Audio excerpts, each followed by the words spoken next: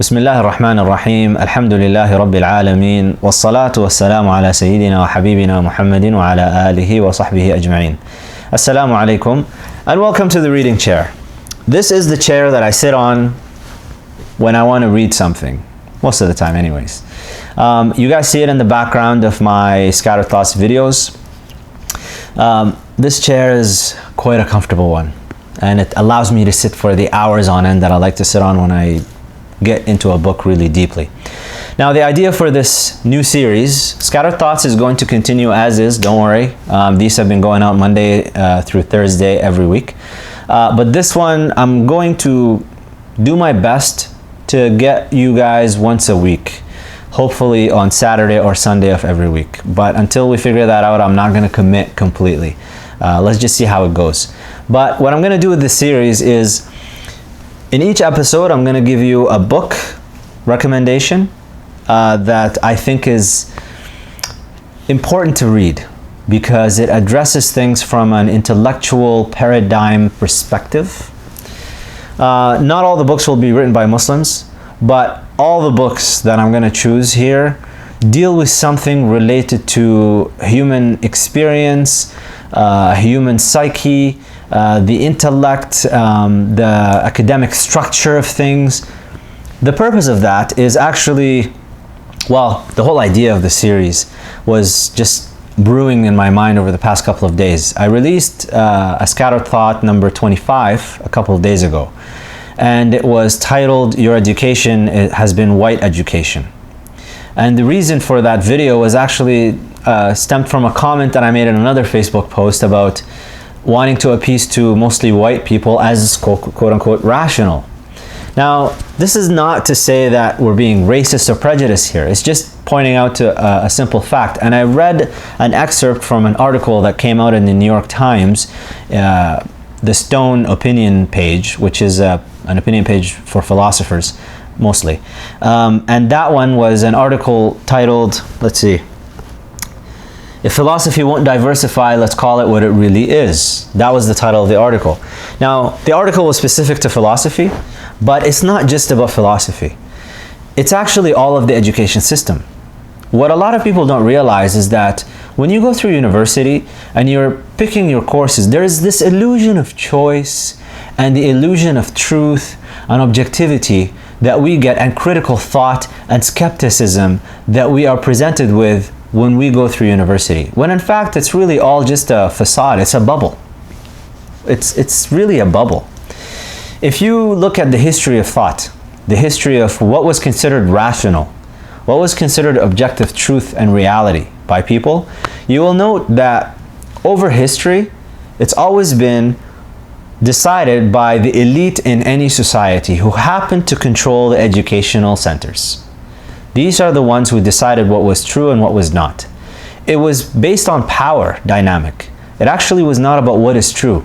It was about who was most powerful, and then they decided to push forth their agenda, their intellectual agenda, and their views of how a society should be, and part of that was the intellectual makeup of that society.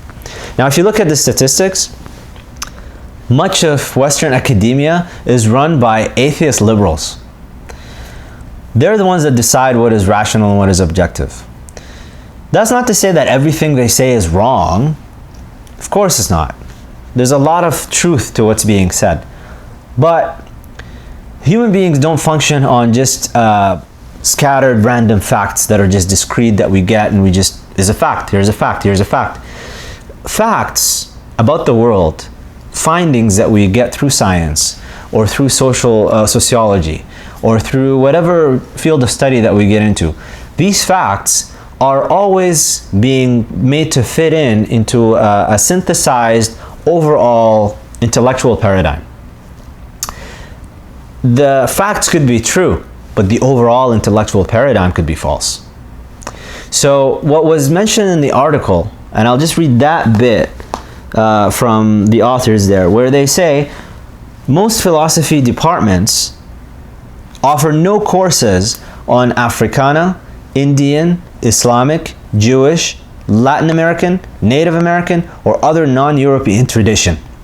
Indeed, of the top 50 philosophy doctoral programs in the English-speaking world, only 15% have any regular faculty members who teach any non-Western philosophy. Now, let's just thought experiment for a second.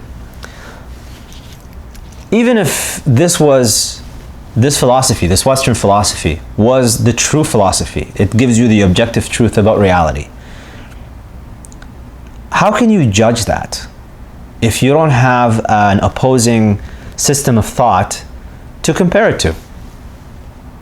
The only reason you're being told that this is the truth is because that was the only thing you were presented with. It's not because it really is the truth. And if we are going to have respect for your intellect, let's say, because I teach, if I have respect for your intellect as a student, what should I do? I should present you in a bipartisan way with the systems of thought. At least the opportunity for you to be able to examine them. Well, in many cases we don't have that. And the education system and the curriculum, which has both an implicit and an explicit component. The explicit component are the random facts that you get that you go through the exam and have to answer for. But the implicit component is the molding of your intellectual paradigm. That's what is implicit in every curriculum. And right now, the educational system in the West, Europe, Western Europe, North America, and by and large, actually now it's pretty much all over the world because we have globalization and mass communication and the internet and things like that. A lot of it is based on that. So when I want to explain something to somebody and I tell them this is the truth, well, if you just accept it from me because I told you so, because I'm in a position of authority, that's a problem. It's not fair to you to do that as a student. And if you're really genuinely seeking the truth, you should be granted the opportunity to examine other things. So what I'm going to do with this series is every episode I'm going to give you a book recommendation. The books I'm going to choose here, they're not all written by Muslims, by the way, because I'm not trying to push any particular agenda. All I'm trying to do is, in fact, the way I look at Islam, this is just a, could be in a scattered thought video, but nevertheless, it's relevant here. The way I look at Islam is that Allah subhanahu wa ta'ala has promised that He's going to لِيُظْهِرَهُ عَلَى الدِّينِ كُلِّهِ, that He's going to make it manifest as the truth above all other systems of thought and all other religions. And مَا عَلَيْكَ إِلَّا الْبَلَاغِ. It's not, the only thing that is incumbent upon us as Muslims is to just deliver the message. And that was actually, the verse was directed at the Prophet ﷺ and by extension to the rest of Muslims. We're not here to try to control anybody's belief. We're not here to try to push anything on anyone. But I really believe that if Islam is the truth, which I believe that it is, I should not have a problem presenting other systems of thought as they are without creating any straw man representations of them. Present them as they are and what they propose and how they view reality as it is and existence, generally speaking.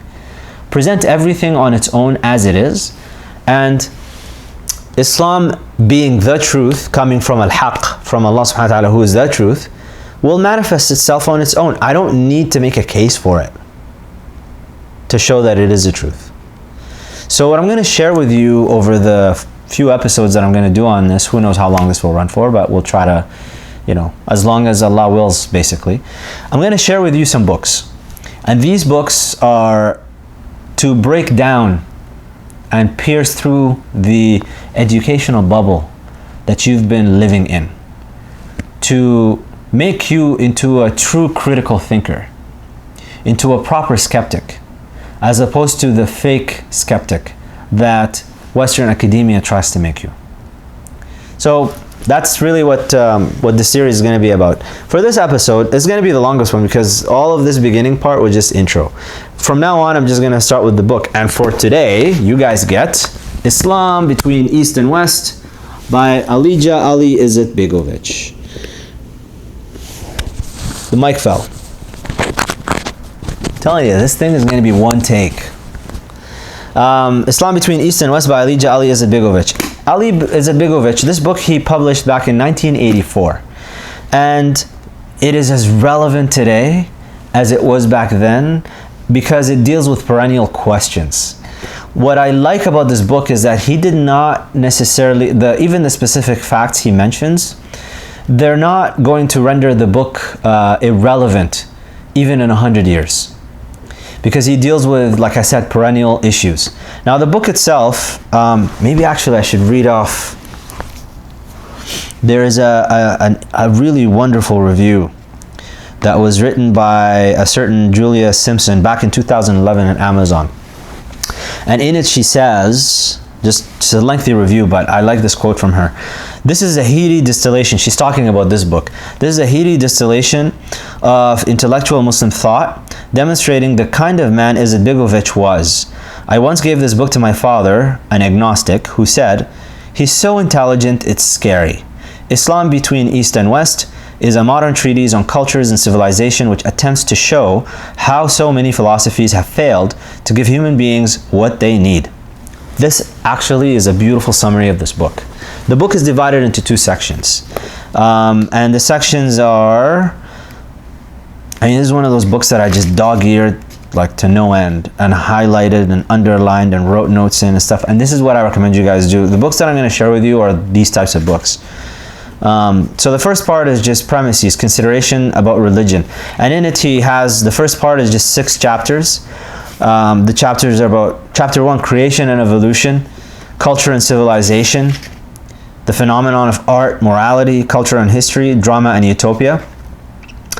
And in this section, in this part, the first part, what he does is he breaks down the philosophical perspectives based on materialism on all of these issues.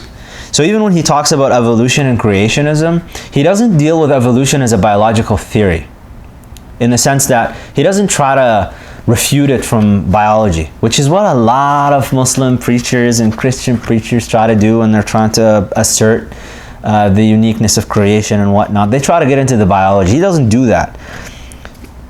It almost sounds, when you read it, that he has a tacit acceptance of the material aspect of the biological theory of evolution. He doesn't really challenge it much. What he does challenge, though, is it explaining the origin of human beings, in the sense of what makes you a human being. Because what makes you a human being, what makes us human beings, is not the body. It's beyond that. In fact, Ali Izetbegovic talks about humans as the intersection between the physical and the metaphysical. We are the window into revelation. And he does a beautiful just breakdown of that. And he shows through examples how even the theory of evolution, if we want to talk about, it explains the physical aspect, but in no way does it explain the human aspect of our existence. Take for example our hopes and dreams and desires and religion and belief and art, and like even art. He actually shows that art does not have a progression the way that people think of art having a progression, that they try to historically delineate it. It's not a linear progression with art. Sometimes it regresses, sometimes it progresses, and art by itself is actually a vehicle of creation. It gives you a window into what creation means. And once art, he gives an example of what is the difference between a fake Mona Lisa and the real Mona Lisa. Someone could fake it. Someone could take a Picasso painting and do a fake and do a replica and tell you it's a replica. And if you look at it, everything looks the same. But why is it worth nothing in comparison to the real thing? What is it about the real painting that makes it what it is and worth what it is in comparison to all the other replicas? I'm just giving you tidbits of this because I want you to read the book. Culture and civilization. This was a great bit where he describes the difference between the two, because civilization, and this is something that we actually make a mistake in when we talk about science. Many of us, when we talk about science, what we're really referring to is technology, which is the application of science. The thing is about technology is not necessarily based on your understanding of how things work. Technology is based on a trial and error repetition of a certain task, and seeing that statistically speaking, whenever you do task A, it results in result B. Does that mean you have to understand what is the process taking place to go from A to B? You don't have to understand it. Because you see in the, they've done, for example, there's an experiment where they took crows and they showed that crows can operate a vending machine to get their treats. A vending machine is a complex thing, especially when it comes to crows. But after several days and weeks of trial and error, the crows eventually managed to learn that they need to deposit a coin, and the coin results in nuts or whatever it is that the vending machine was going to come out for them to eat. Does that mean the crows understand what's going on with the vending machine and the mechanisms and all? No, it doesn't. It just means that they've learned when you do when you perform this action, it gives you this result. That's all it tells you. That's really technology. There is some levels of understanding there, but that doesn't mean that you've really gotten it. Science is about, when scientists speak, they're trying to convince you that they understand the nature of reality. So you have to make the distinction between the two to really get it. Culture and civilization is the same thing. Culture is not the same as civilization. Civilization is just the advancements that we have. The buildings, the roads, this is civilization. The institutions, all this is civilization. Culture is the realm of art, religion, and all of these, especially human endeavors, that are not seen in any other creature on this planet. So he spends a good chapter just talking about this and just explaining why these two things, once you differentiate between them and realize the differences and the distinctions, the materialist paradigm that tries to explain human existence on this planet through strictly materialistic terms collapses on itself because it can't explain it. Then he gets into the phenomenon of art, morality, culture and history, even drama and utopia. And then after that, part 1, part 2, he goes into what Islam is. And he titles part 2, Islam being the bipolar unity. Because much of what he deals in this book is dualism. We by nature think in dualistic terms. The question is, are we thinking about dualism in the wrong place? Or are we thinking about it, or are we thinking about it properly?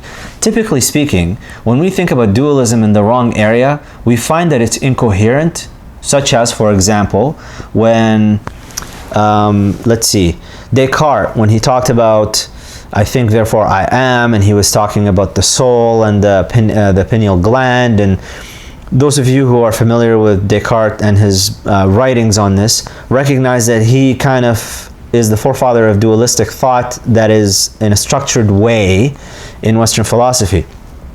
But because he was trying to be a materialist and at the same time a dualist, it doesn't work. The dualism that Izetbegovic speaks about is a little bit different. And it's in relation to Islam bringing two opposing forces that the example he uses actually is between Christianity and Judaism. Christianity is what is pure religion aspires to. When they say that the last Christian died on the cross, that's Jesus Christ. You look at the life of Jesus Christ, peace be upon him, and how he's portrayed in Christianity, it actually makes it impossible to be a Christian in the true sense of the word and still be a human being. On the other hand, the terrestrial aspect of Judaism, which is worldly in its essence, it all deals with the world, and it does it to such an extent that it actually, in certain sects, can even reject the metaphysical realm. And what Islam does is it brings these two dual aspects together. Our existence in this planet, how we are as Muslims, it's all a dualism.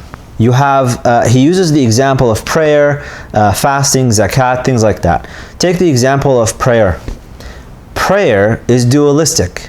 It has a metaphysical aspect in that you are, salah in Arabic, sila, that you are connecting with Allah subhanahu wa ta'ala. So you're going beyond the physical aspect.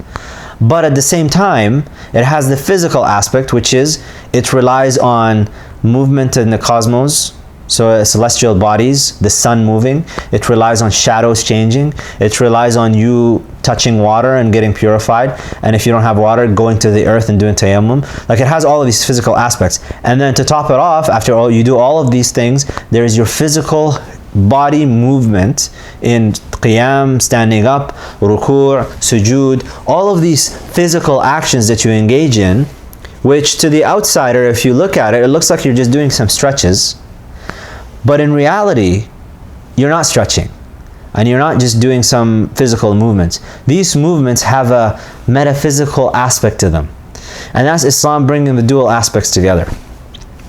I'm not going to do justice to this book in these videos, or any book in these videos. All I wanted to do is just use this as a platform to recommend some books for you guys, and maybe get you a little bit excited about reading them. The beauty about this book is that Izetbegovic, this great Bosnian thinker, I believe he died in 2003, and this book, 1984, he's the first president of Bosnia. He starts off the book by talking about he's not a theologian.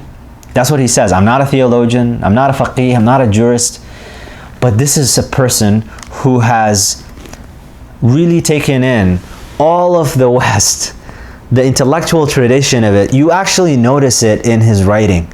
He took it to such a deep level that he can distill and explain to you Nietzsche in just a couple of lines, his whole philosophy and what it all relies upon. He has references from, and because of his particular location, from the old Soviet Union, he was read in both Russian writing, Soviet writing, communist writing, and capitalistic writing as well. He's very familiar with the classics in English literature, as well as the classics in Russian literature, as well as he's making references to Islamic tradition as well. You want somebody that distills all of that together in one place and shows you how to think about the world from a Muslim perspective. This is the book to have. Islam Between East and West by Ali Izetbegovic. I hope this is beneficial. If you guys like these videos, or like this idea of a video, have some suggestions for me to change the format or whatever, please let me know in the comments. Subscribe, share, like the video, all of the good stuff. سبحانك اللهم وبحمدك أشهد أن لا إله إلا أنت أستغفرك وأتوب إليك.